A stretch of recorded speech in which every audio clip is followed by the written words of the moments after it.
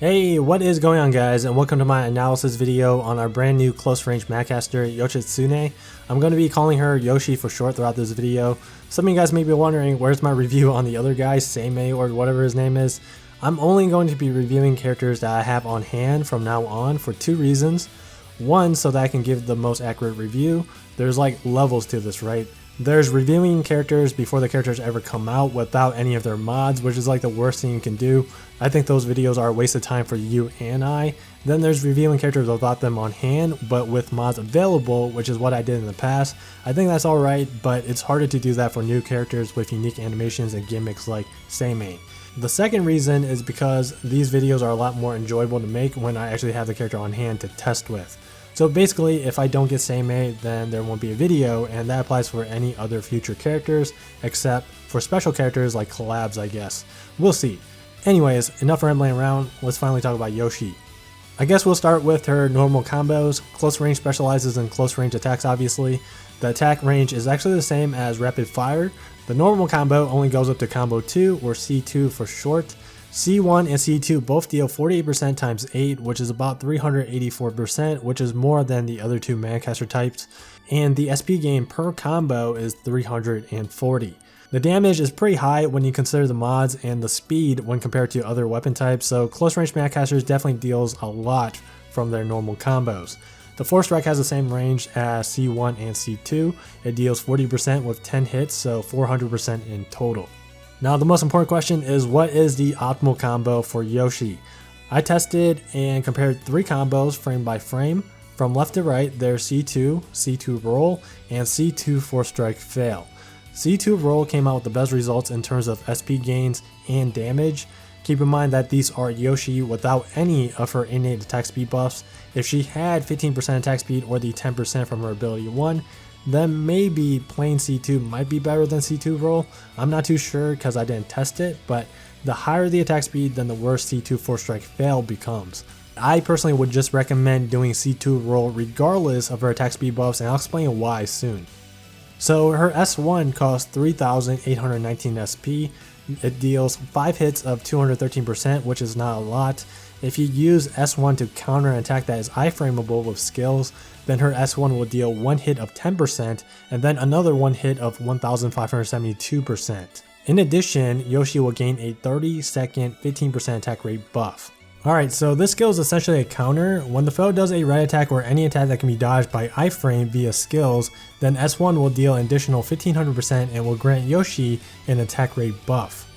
I would recommend that you only use S1 to counter stuff because the attack rate buff is important, because a lot of Yoshi's damage will be coming from her normal attacks. You don't want to use this skill otherwise because it's a very laggy move. The animation takes a while and it just doesn't deal enough damage to make it worth using off cooldown without using it as a counter. With that being said, this is one of the few reasons why I recommend a C2 roll for your normal combos. When playing as Yoshi, you always want to be moving and setting yourself up in position to be able to counter everything. Also, the counter hitbox is very close range, so if you're trying to counter a dash, then you have to counter near the end of the dash, or else the counter won't reach and you'll end up missing out on damage. That's another reason why C2 rolling and just being very mobile is important in Yoshi's playstyle. I mean, she's a close range character. You don't want to be caught in a situation where you're just standing still and all of a sudden the foe dashes in the opposite direction and then you're forced to roll 3 times in order to just catch up. Instead, you could have just C2 rolled alongside the foe's dash and get all that damage in. You know, it's the same concept for sword characters. You always want to be very mobile using the sword's 4 strike and minimize the amount of times you have to roll. The more plain rolls you do, then the less DPS that you're outputting. Her skill 2 costs 7,051 SP and deals a total of 1,776%. Nothing much to really say about this skill. It's decently quick and deals decent damage. The damage, I guess, is kinda low considering the cost. I would still recommend that you use it off cooldown whenever it's up though. Her Coability is the same as every other Manicaster so far, it's Gauge Accelerator. It's okay for depleting OD bar, but more than likely you probably don't have enough room for this in your backline because there's better co-abs out there. Dodge equals strength chain is new, I believe. 10% strength every time they dodge an attack. This chain is situationally useful, so probably it won't get a lot of use either because there's just better chains out there. Her abilities are kind of like whatever. Every time Yoshi dodges, she'll deal 7 hits of 10% water damage.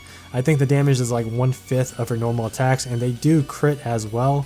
It may not be a lot of damage, but if you C2 roll a lot, then I guess the damage does kind of add up over time. It's also a good tool for racking up combo count, but I mean, she doesn't really need this ability in order to rack up combo. The attack rate buff from dodging is good, however, it doesn't stack with her attack speed buff from her skill 1, so that kind of sucks. Since you only want to use skill 1 to counter attacks, you can use this ability as insurance to make sure that you're always getting an attack speed buff from somewhere at all times, if that makes any sense. Now moving along, she's stun res and she has flurry strength, which is a really good offensive passive for her playstyle. So basically how you play Yoshi is to C2 roll and use skill 2 whenever it's up, only use skill 1 to counter, and always make sure that you dodge roll red attacks so that Yoshi gets her buffs from her chain and her ability 1. Also, always try to be mobile and on the move. That's about it. Now as to how I build Yoshi, I'm just going to post what I used in my solo video.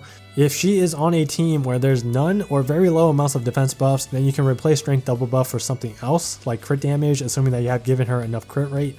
Skill damage is kind of questionable because her SP costs are relatively high with mediocre mods, but I still think skill damage is alright to help her with bursting from skills and dragon skills during the break, because she definitely struggles with doing that considering the fact that a lot of her damage is coming from her normal combos. She is a sustained DPSer rather than a burster, but I still think skill damage is worth slotting in because you still want to use her skills off cooldown. And lastly, for the 4-star slot, I have Frostbite Punisher and the Manicaster crit rate print. Just make sure that she gets the flurry strength and crit rate. If there's Frostbite, use Frostbite Punisher. If there are defense buffs, then use strength double buff. If your build focuses on crit rate, then get some crit damage.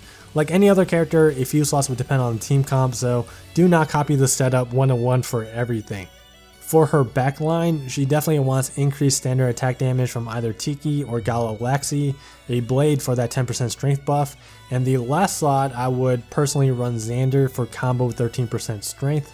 The Xander slot is flexible though. You can run crit rate, overdrive Punisher, Bow is decent for skill haste for her skill 1, and I guess Wand is okay as a last resort. For her dragon, she definitely wants Gala Poseidon, and that would be best in slot for her not only because of his aura, but because his dragon form is strong and will be important for helping her burst during the break. If you don't have Gala Poseidon, then any other strength based dragon will work as a replacement, just not as good. Just make sure that you don't run skill based dragons on her like Siren. So YOSHITSUNE is definitely not a character that you want to spend too much on. Design wise, she's pretty cool I guess. She reminds me a lot of Silva from Granblue Fantasy. Performance wise though, I think she's worse than Lapis. Sustained DPSers are just worse than bursters just because of how the game is. Everything nowadays is just about speed farming and bursting dudes to death in less than a minute. Regardless though, water is just filled with Karina, so they both won't see that much use anyways. All in all, she's decent but nothing too special. I would personally recommend that you save your summons for the Persona collab instead.